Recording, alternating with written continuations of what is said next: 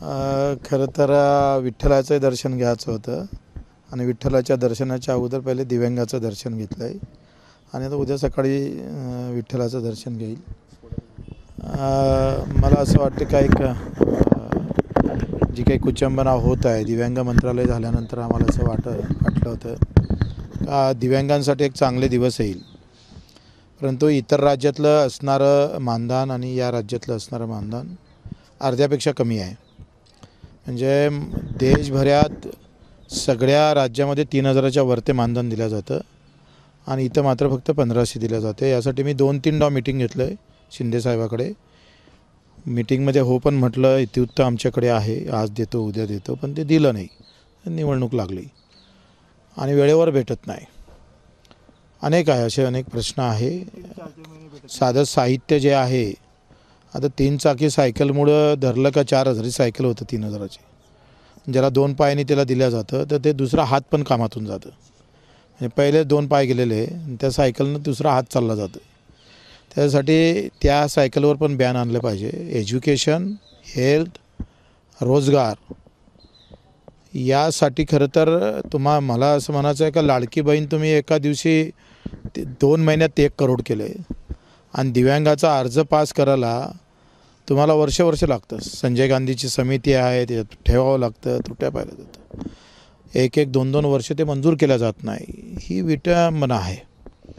एका इकडे तुम्ही आम्हाला धर्म सांगायचा, आम्ही म्हणतोय का दिव्यांग काही हिंदू नाही आहे, बटेंगे तो कटेंगे असं म्हणता, बटेंगे तो हिंदू दिव्यांग कटेंगे अशी अवस्था आली आहे। ह्या हिंदू दिव्यांगाकडे तुम्ही पाहणार का नाही पाहणार? तो तुमच्याच धर्मातला, आमच्याच धर्मातला आहे, तो हिंदू बांधवच आहे। त्या हिंदू बांधवाची ही विटंबना तुम्ही कशी सहन करणार आहे? मतं घेताना तुम्हाला हे हिंदू दिसतं आणि मदत करताना मात्र ते हिंदू दिसत नाही। ह्या सगळ्या गोष्टीवर प्रकाश टाकायचा आहे। मी महाराष्ट्रभर दौरा करतो आहे आणि येत्या काळात एक मोठं आंदोलन दिव्यांग आणि शेतकऱ्यांसाठी आम्ही निर्माण करू। मुख्यमंत्रीपदी एकनाथ शिंदे असते तर कुठेतरी ह्या गोष्टींना जास्त चालना मिळाली अशी तुम्हाला काय वाटतं? त्यांनी 2-3 वेळा बैठकी घेतल्या। फडणवीस साहेबांकडे पण मी नेहमी मॅसेज करतोय का किमान तुम्ही आल्या मानधन तर 5 तारखेच्या आत द्यावं। अजितदादानं म्हटलं होतं का 5 तारखेच्या आत जर मानधन भेटलं नाही दिव्यांगांना तर आम्ही वित्त सचिवाचा वेतन थांबवू। अजितदादाचा वादा गेला, वित्त सचिवाचं तर वेतन थांबलंच नाही। दिव्यांगाला आता 3 महिने झाले पण मानधन भेटलं नाही। लाडकी बहिणीचं मानधन तुम्ही देता चांगलं आहे, तुम्ही 2 महिने अगोदरचं देता। म्हणजे सत्ता ज्यामुळं भेटतं तेच आमचे, किंवा ज्या लाडकी बहिणीमुळं सत्ता आली असं तुम्ही म्हणत असाल आणि मग यांना सगळ्यांना वाऱ्यावर टाकत असाल तर हा काही हिंदू धर्म शिकत नाही। शिंदे साहेबांना ह्या बाबतीत निर्णय घेतले होते, फास्ट व्हायचे सगळ्या गोष्टी। शिंदे साहेबांमध्ये तो एक आम्ही चांगुलपणा पाहिला। मला वाटते देशातलं पहिलं दिव्यांग मंत्रालय निर्माण करण्याची जी काही ताकद त्यांनी ठेवली ती खरं तर अलौकिकच आहे। मानावं तेवढे उपकार त्यांचे कमीच आहे, परंतु निवळ दिव्यांग मंत्रालय स्थापन होऊन चालणार नाही। अजूनही तालुक्यावर कार्यालय नाही, जिल्ह्यावर कार्यालय नाही। 2000 पदाची मंजुरात आम्ही घेतली, आंदोलन केलं होतं, त्याची मंजुरात घेतली, मंजूर झाल्यानंतर ती पदच भरली नाही। आणि मग असे अनेक प्रश्न आहे, मूकबधिरांचे प्रश्न आहे, अंधांचे प्रश्न आहे, ज्याला 2 पाय नाही, हात नाही, डोळे नाही, त्या दिव्यांग बांधवाचं आणि शेतकऱ्याचं आंदोलन मोठं उभं राहावं आणि पांडुरंगाचे आशीर्वाद आमच्यासोबत राहून पहिली मीटिंग इथं घेतो आहे। उत्तमराव जानकर यांच्याबरोबर मला सर मी जाईल 25 तारखेला। काय नक्की ही ईव्हीएम वरती विश्वास तुम्ही एक सांगा, सर्व खासदार 50, 60, 20,000, 10,000च्या मतांनी निवडून आले। पुऱ्या महाराष्ट्राचा इतिहास जर जेव्हापासून निवडणुका लागल्या तेव्हापासून जर पाहिलं तुम्ही तर काही निवडक लोक, बोटावर मोजणार एवढे निवडक, यांचा लीड 50, 60, 70,000, 1 लाखाचा राहायचा निवडक लोकाचा। आता ऐरा गैरा नत्तू गैराचे लीड 1 लाखाच्या वर आहे। म्हणजे एकाएकी एवढा फरक कसा पडला आहे? बेमानीनं मतं चोरणाऱ्यांचं सरकार आलं की काय? म्हणजे जब कटर आम्ही पकडायचा। पहिले एखाद्या एस टी डेपोमध्ये गेलो का 500 रुपयाचा चोर असला का त्याला पकडून मारायचं आपण आणि त्याचे 500 रुपयेवाल्याला चोर म्हणायचं। आणि हे मतं चोरणारी टोळीच कुठून आली मला माहीत नाही। म्हणजे जगाच्या पाठीवर मतं चोरणारी टोळी जगात जर कुठं निर्माण झाली असेल तर त्या हिंदुस्थानात तयार झालेली आहे आणि म्हणून त्याचा सोक्षमोक्ष लागला पाहिजे. म्हणून आम्ही आह्वान करतो कि अगर तुम्हारे में दम है, अगर आप प्रभु रामचंद्र का आदर्श जानते हो, प्रभु रामचंद्राला तुम्ही आम्ही आदर्श मानतो आहे, तर माझं असं मत आहे का EVM मशीन राहू द्या, पण जे VVPAT येतं ना त्या VVPATवर आमचा मतदान केंद्र क्रमांक असला पाहिजे आणि ते चिठ्ठी VVPAT आमच्या हाती आला पाहिजे आणि त्याच्यावर आमची सही असली पाहिजे. सही आणि मतदान क्रमांक झाला का मतपेटीची व्यवस्था असली पाहिजे. म्हणजे EVM मशीन पण राहील आणि वेळ लागली तर मतपेटी पण मोजल्या जाईल. आज तुम्ही दिलेलं मत, पत्रकार म्हणून तुम्ही पण, तुमचा हा प्रश्न आहे का मी मारलेलं मत मला दाखवता येतं का सरकारला?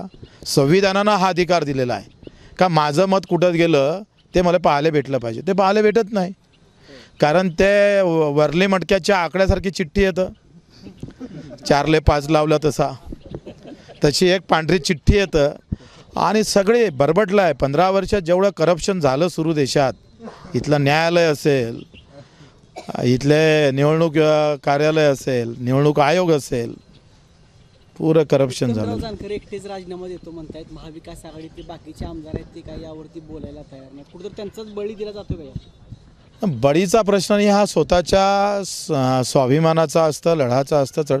बाकीच्यांना ती चळवळ बरोबर वाटत नसेल, त्यांना ते नाही निवडून आलं तर कशाला बाबा आपण. पण उत्तमराव जानकरांनी लढा जो उभा केला, निवडून आल्यानंतर कोणी असं बोलत नाही, पण त्यांनी जे हिंमत दाखवली ती फार महत्त्वाची आहे आणि त्याला बच्चू कडूचा मानाचा मुद्रा आहे. पालकमंत्री पदाचे पण सगळ्या अजून घोळ सुरू आहे, काय नाराजी नाट्य सुरू असून तरी काय करणार आहे. या राज्यामध्ये रोज एक मुर्दा पाळला जातो. वाटतं का इथं कायद्याचं राज्य आहे म्हणून? आरोपी सापडत नाही, कोणी असो. तुम्ही जातीवर नेता ते प्रकरण, लाज नाही वाटत? अरे कुठल्या गुन्हेगाराला काही जात असतं का? त्याचा काही धर्म असतं का? पण हा व्यवस्थित मर्डर आहे. आम्ही पाहतोय झाला मर्डर, त्या गुन्हेगारांना जो काही गुन्हेगारी केली असेल ते तर नालायक आहे वय, पण याच्यावर राज करणारे लोक त्याच्यापेक्षा जास्त नालायक आहे. याच्यावरही राजकारण कोणी करत असेल, एखाद्याच्या घरचा जीव जात असेल आणि त्याच्यावर राजकीय पोळी भाजण्याचं काम वरिष्ठ स्तरावरून होत असेल, कोणाचा ना कोणाचा कट कसा काढता येईल अशा भूमिका ठेवून जर तुम्ही कारवाई करत असाल तर तुमच्यासारखे नालायक कोणी नाही. गृहमंत्री म्हणतात की सगळे कुणाला सोडलं जाणार नाही. या सगळ्या गोष्टी सक्षमपणे वाटतं. माझं काय मत आहे, तुम्ही शिवाजी महाराजांना मानणारे आहे, केंद्रापासून तर राज्यापर्यंत तुमचं सरकार आहे. एवढा वेळ लागतो? एवढा वेळ लागतोय? तुम्ही सांगा, साधारण नोटीस नाही, कधी तक्रार नसतं, लगेच ईडी लागतं. आणि तो कोणता कराड का कोण आहे काय म्हणून नाव नाही आठवत त्याचं, काय वाल्मिक कराड, त्याच्यावर एवढी हिस्ट्री सापडल्यानंतर एक नोटीस जात नाही तुमची. सैफ अली खानच्या तत्काळ कारवाई झाली. हा कसं आखरी बटेंगे तो कटेंगे, तिथून फतवा निघाला असेल कदाचित, म्हणून काही झालं असेल. म्हणजे माझं म्हणणं असं आहे का इथं कधी कधी मारणारा मोठा पाहिजे असते, नाहीतर मरणारा मोठा पाहिजे. मग ते मीडियामध्ये येतं आणि तशा प्रकारचं कारवाई सुरू होते. दोनही घरी बसले तर ते तुम्ही दाखवत नाही आणि सरकारही त्याच्यावर लक्ष देत नाही. म्हणजे ही वस्तुस्थिती आहे बरं. म्हणजे इथं ह्या देशामध्ये सगळ्यात महत्त्वाचं सामान्य माणसाचं मरण होत नाही. संतोषराव देशमुख आणि सूर्यवंशी यांच्यासारखा जीव एकांचं पोलीस स्टेशनमध्ये त्यांच्या गुंडागर्दीत पोलिसांच्या हातात मृत्यू होतं आणि पोलिसांचा सहारा घेऊन रस्त्यावर मारलं जातं. याच्यासारखी शोकांकिता नाही. आम्ही सांगतोय का जर खरं तुम्हाला जर कायद्याचं राज्य घडवून आणायचं असतं तर 8 दिवसात सोक्षमोक्ष लागून फास्ट ट्रॅकवर आम्ही पाहतोय निर्णय घ्यायला पाहिजे होता आणि दाखवून द्यायला पाहिजे होतं का जास्तीत जास्त 6 महिन्यात. कारण जे काही झालं ते प्रचंड भयानक झालेलं आहे. म्हणजे मला असं वाटत नाही का अशा पद्धतीनं जर राज्य चालत असेल तर याच्यासारखी शोकांकिता नाही. आमचं आता पुढील आंदोलन काय चर्चा केली पाहिजे, कशा पद्धतीनं काम केलं पाहिजे त्या पद्धतीनं.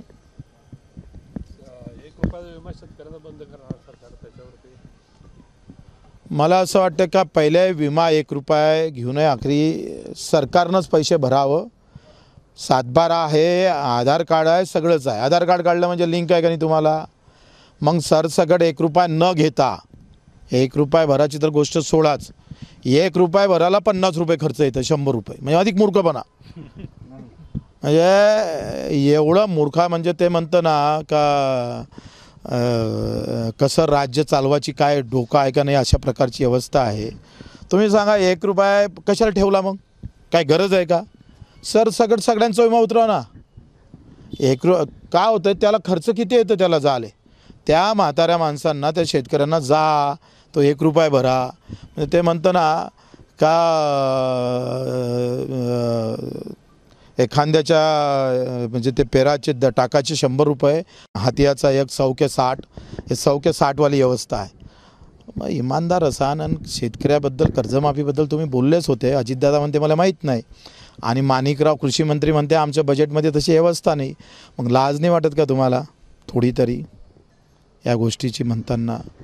एकतर तुम्ही देवेंद्रजी तुम्ही सांगितलं मार्चपर्यंत जर पैसे भरले नाही शेतकऱ्यांनी, आणि तुम्ही जर निर्णय घेतला नाही तर 6% व्याज जे केंद्राचं माफ होते, केंद्राचे 3% आणि राज्याचे 3%, जे व्याज माफी आहे ते शेतकऱ्याला भेटेल का. ते भेटले नाही तर पुढच्या वर्षी कर्ज भेटणार का शेतकऱ्याला. नाही भेटणार. म्हणजे आहे त्याच्यापेक्षा जास्त खैट टाकताय तुम्ही. पण स्पष्टीकरण तर द्यायला पाहिजे ना. याचं स्पष्टीकरण द्यायला पाहिजे का आम्ही कोणत्या वर्षातलं कर्ज माफ करणार आहे, आताचं करणार, उद्याचं करणार, परवाचं करणार, किती करणार, कोणत्या लोकांचं करणार, ते ठरवलं पाहिजे. तुम्ही जर 8वा वेतन आयोग सांगितला आणि कर्जमाफीचं मात्र तुम्हाला सांगायला येत नाही. ज्याचा बोजा सगळ्यात कमी आहे त्याची घोषणा लगेच होते. म्हणजे 7व्या वेतन 8वा वेतन आयोग लागासाठी अजूनही 6 महिने दूर वेळ आहे, तरी त्याची घोषणा अगोदर होतं. म्हणजे 10% लोकांची व्यवस्था या देशामध्ये न मागता दिल्या जातं, आणि 90% लोक कष्ट करून मरतं. ही या देशातली अत्यंत वाईट अवस्था आहे.